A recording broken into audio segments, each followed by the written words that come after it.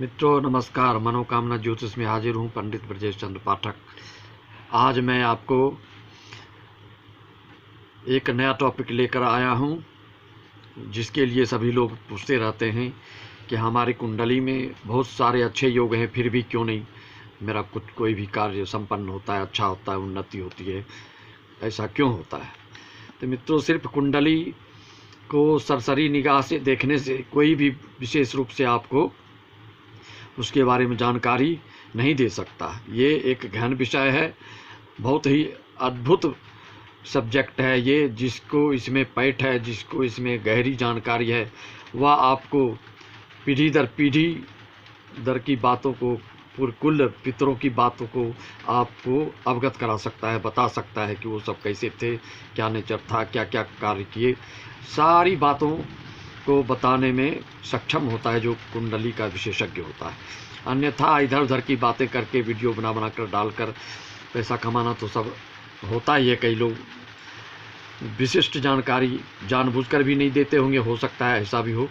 लेकिन मैं आज आपको ये बताने जा रहा हूँ कि कुंडली में सारे अच्छे योग होते हुए भी अगर आपके कुंडली में केम द्रुम योग है तो आपके सारे योग को ये निष्फल करने में सक्षम होता है।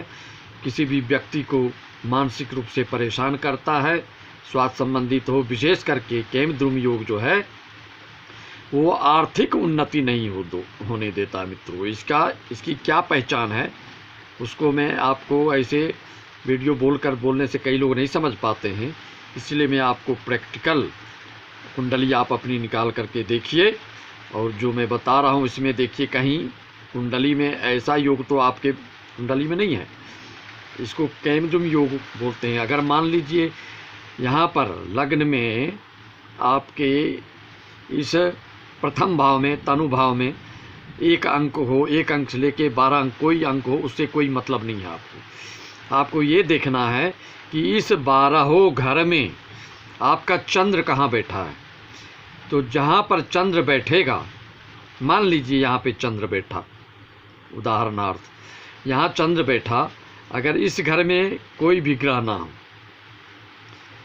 और इस घर में भी कोई ग्रह ना हो तो ये केमद्रुम योग निर्मित करता है। इससे आपके अच्छे योगों को ये निष्फल कर देता है। उदाहरण के लिए मान लीजिए अगर चंद्र आपका यहाँ बैठा है तो इस घर में अगर कोई ग्रह नहीं रहेगा और इस ग्रह में तृतीय भाव में, पंचम भाव में अगर कोई ग्रह नहीं रहेगा, चतुर्थ भाव में आपका चंद्र है, तो ये भी केमद्रुम योग बनाता है। किसी भी जगह में चंद्र हो, या यहाँ है मान लीजिए 10वें भाव में, तो एकादश भाव में अगर कोई ग्रह नहीं है, 9वें भाव में कोई ग्रह नहीं है, तो ये केमद्रुम दोष बनेगा इससे। तो जातकों में अगर ये दोष रहता है तो वह जातक बहुत ही परेशान रहता है। उसकी आर्थिक उन्नति खास करके बिल्कुल नहीं हो पाती है, बहुत संघर्ष करना पड़ता है उसको।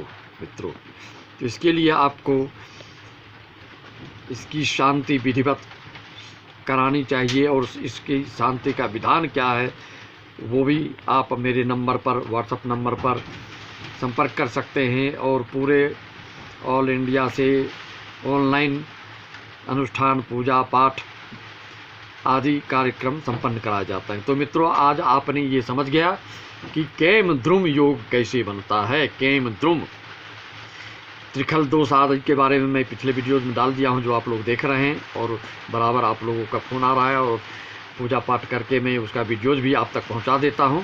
तो आज का विषय ये देख लीजिए, केमद्रुम योग अपनी कुंडली निकाल कर आप देखिए कहाँ पर आपका चंद्र है। जहाँ भी चंद्र है उसके आगे के घर में और पिछले घर में अगर कोई ग्रह नहीं है तो केमद्रुम योग बनता है, जिससे कि व्यक्तियों की आर्थिक उन्नति में बारंबार बाधा आती है, और जीवन भर अगर इसको शांति नहीं कराते हैं तो हर कदम में आपको संघर्ष करना पड़ता है। तो मित्रों, आपको आज की वीडियो में इतना ही। आगे की वीडियो में और भी एक से एक कुंडली में किस शुभ योग, किस दुर्योग से क्या फल होता है, उसको हम जानकारी लगातार आप तक देते रहेंगे। सभी हमारे सब्सक्राइबर्स को मैं बहुत धन्यवाद धन्यवाद ज्ञापित करना चाहता हूँ कि आप इसी तरह से प्रेम शेयर बांटते रहिए, लाइक करते रहिए, सब्सक्राइब करते रहिए और अपने जनों को, शहीद जनों को, आत्मीय जनों को भी इसके बारे में प्रेरित कीजिए कि मनोकामना ज्योतिष में आप जिस तरह की जानकारी चाहेंगे उस तरह की जानकारी आपको मिलेगी। मात्र 101 एक व्यवहारिकता के नाते लेते हैं और पहले मौखिक रूप से ही हम आपको बताएंगे। आपको जब लगता है कि हाँ ये पंडित जी सारी चीज़ों को बता देते हैं तो फिर विशेष बात आपके इसके बाद होती है और फिर जो भी कार्यक्रम होता है इसके पश्चात हम कराते हैं। तो जय हिंद।